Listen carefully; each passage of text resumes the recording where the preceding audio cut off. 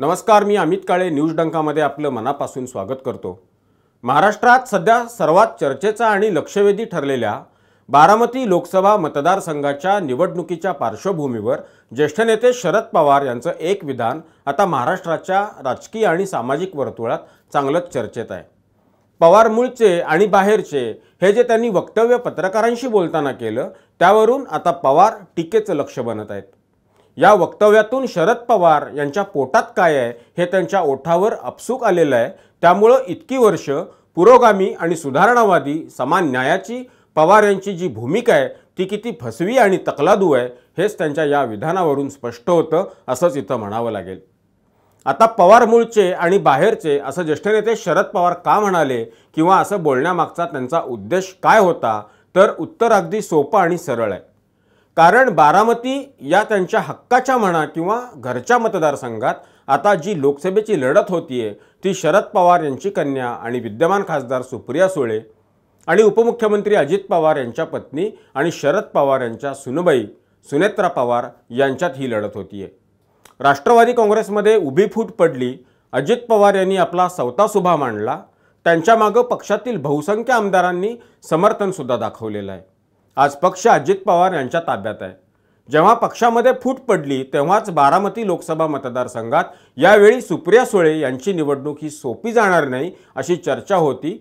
राष्ट्रवादीच्या एका कार्यकर्ता अधिवेशनामध्ये अजित पवार यांनी बारामती मतदारसंघ आपण म्हणजेच राष्ट्रवादी काँग्रेस लढवणार असल्याचं जाहीर केलेलं होतं। तेव्हापासून बारामती मतदारसंघात यावेळी सुप्रिया सुळे यांच्या विरोधात सुनेत्रा पवार याच असणार अशा चर्चा होत्या आणि त्यांच्या नावावर शिक्कामोर्तब करण्यात आलं। आज सुनेत्रा पवार मतदारसंघात प्रचार करतायत। दुसरीकडे राष्ट्रवादी काँग्रेस शरदचंद्र पक्षाकडून विद्यमान खासदार सुप्रिया सुळे या सुद्धा प्रचार करत आहेत। आता लोकशाहीमध्ये निवडणुकीत उभं राहणं, जनमत काय आहे ते अजमावणं हे काही गैर नाही आणि हे यापूर्वी सुद्धा सुप्रिया सुळे यांनी अशी विधानं केलेली आहेत। प्रचार करत असताना मतदार राजाला आपल्या बाजूने वळवून घेणं, त्यानं आपल्याला मत देणं, आपल्या पक्षाला मतदान करणं यासाठी प्रचार सभांमधून भाषणं केली जात असतात। मतदारांना आश्वासनं दिली जात असतात, केलेल्या कामाची उजळणी होत असते। भविष्यात करायची कामं, ठेवण्यात आलेले प्रस्ताव यावर चर्चा होत असते। अलीकडेच अजित पवार यांनी भाषण करताना बारामतीकरांनी नेहमी पवारांना साथ दिली, इतके दिवस साहेबांना साथ दिली, लेकीला दिली, आता सुनेला साथ द्या असं आवाहन केलेलं होतं। त्यांचं हे मिश्किल भाषण माध्यमांमध्ये तसंच समाज माध्यमांमध्ये खूप गाजलं। त्याचाच धागा पकडत पत्रकारांनी ज्येष्ठ नेते शरद पवार यांना प्रश्न विचारला असता पवार म्हणाले त्यात काय चुकलं। त्यात दोन प्रश्न आहेत, मूळ पवार आणि बाहेरून आलेले पवार, असं त्यांनी एक सूचक विधान केलं। त्यांच्या या विधानानंतर त्यांचे पाठीराखे तिथं खदखदून हसले। असे दोन असतात, मूळ पवार आणि बाहेरून आलेला पवार।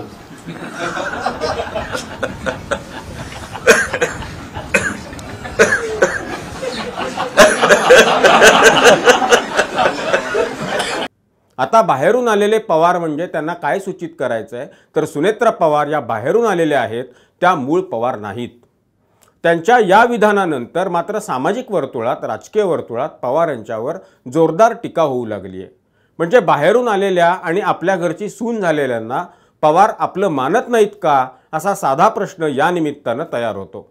याबद्दल पुण्याच्या रुपाली पाटील ठोंबरे यांनी शरद पवार यांना धृतराष्ट्राची उपमा दिलेली आहे। मुलीच्या प्रेमापोटी शरद पवार यांनी तमाम सासूरवाशिणींना परकं ठरवण्याचं काम केलं असं त्यांनी म्हटलेलं आहे। आज निवडणूक जशी जवळ येऊ लागली आहे तसं पवार यांनी कन्या सुप्रिया सुळे यांच्यासाठी कंबर कसायला सुरुवात केली आहे। बारामतीमध्ये पवार आणि काकडे हे समीकरण सर्वांना माहिती आहे। आज शरद पवार यांनी काकडे यांच्या घरी जाऊन त्यांची भेट घेतली। अर्थात ती सांत्वनपर भेट असली तरी ही भेट तब्बल 55 वर्षानंतर झालेली आहे, हे इथं लक्षात घेण्यासारखं आहे। आज पवार यांना त्यांच्या घरच्या मैदानात कंबर कसावी लागतीये, यापूर्वी असं नव्हतं। जेव्हा शरद पवार स्वतः उमेदवार असायचे तेव्हा अर्ज भरला आणि एक सभा घेतली की झालं असं चित्र असायचं। सुप्रिया सुळे यांच्या निवडणुकीत सुद्धा अजित पवार हे प्रचाराची कमान सांभाळत असायचे। आता मात्र चित्र बदललेलं आहे। त्यामुळे खुद्द शरद पवार यांना मतासाठी प्रयत्नांची पराकाष्ठा करावी लागतीये। हे करत असताना त्यांनी आता आपल्या प्रतिस्पर्धी असणाऱ्या अजित पवार यांच्या पत्नी सुनेत्रा पवार यांच्याबद्दल त्या बाहेरून आलेल्या पवार असं विधान केलं. त्यांचं हे विधान त्या पत्रकार परिषदेमधील विनोदी स्टाईलचं असलं तरी त्यामागची त्यांची भूमिका त्यातून दडू शकलेली नाहीये. नेहमी आपण पुरोगामी असल्याची प्रतिमा त्यांनी निर्माण केली, मात्र त्यांच्या या विधानातून त्यांनी याला मूठ माती दिलेली आहे. याआधी त्यांनी जातीवरून सुद्धा काही विधानं केलेली आहेत, ती महाराष्ट्राला माहिती आहेत.